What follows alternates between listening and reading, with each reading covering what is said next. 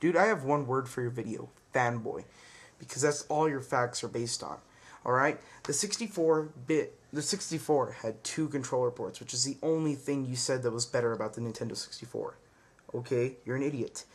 You also said the Nintendo 64s didn't have discs, which they did. Nintendo 64 disc drive was released in Japan at launch, but nobody liked it because, first of all, the only reason people bought the Nintendo 64 was to escape the disc era that was soon to come, and the fact that discs at the time were not handy, okay? PlayStation discs had many problems with them. In fact, many PlayStation discs were sent empty in freaking cartridges. That means you put it in and it had no data on it, which was crap. Trust me, I had both systems at the time, and when I had I bought a blank disc. I actually went to the store and I bought a PlayStation disc. I was ready to play it. Oh, it was blank.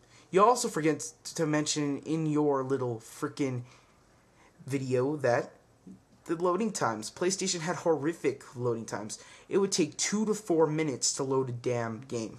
And fighting games, that's not cool, because that takes way too much time. Alright?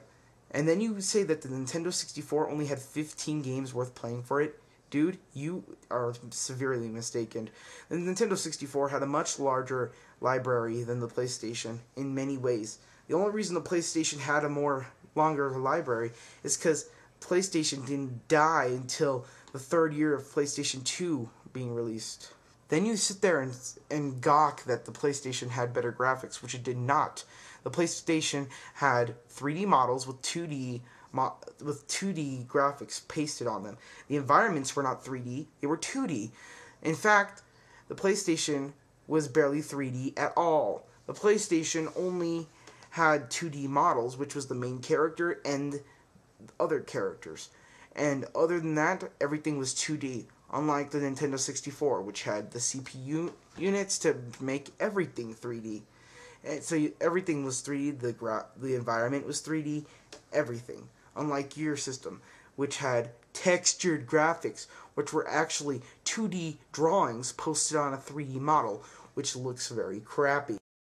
Here is the disk drive of the Nintendo 64 in case you try to call me out and say it didn't exist. The 64 also had four ways of saving it. There was a cartridge itself, the controller pack, and a 4 megabyte internal, hard drive kind of deal. You also forget to mention that the Nintendo 64 had some of the greatest games of all time, whereas the PlayStation, I can't name a single game that had greatest game of all time potential. Alright? Super Mario 64 has been rated greatest game of all time by a bunch of people. So has Legend of Zelda Ocarina of Time. And even though I think the Ocarina of Time was great, but a little overrated, it still is revered as one of the most top reviewed game of all time. Except it was topped by Super Mario Galaxy. You also call Super Mario 64 overrated. Dude, you are purely on crack or something. Dude, there has not been a single platform. It set the foundation for every freaking platformer to come. Not a single platformer has been more innovative than Super Mario 64. Even the newest one, Super Mario Galaxy, that has been reviewed better than Super Mario 64, did not have as much innovation as Super Mario 64. Every platformer since Super Mario 64 has copied that base. Dude, you have no idea what you're talking about. The Nintendo 64 literally set more foundations for every system to come than the PlayStation had.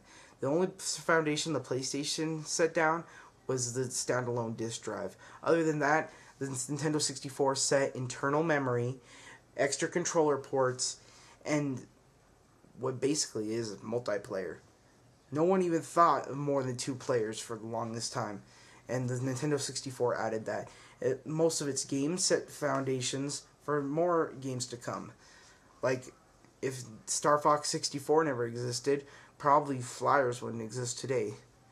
You are a complete idiot who has no idea what he's talking about.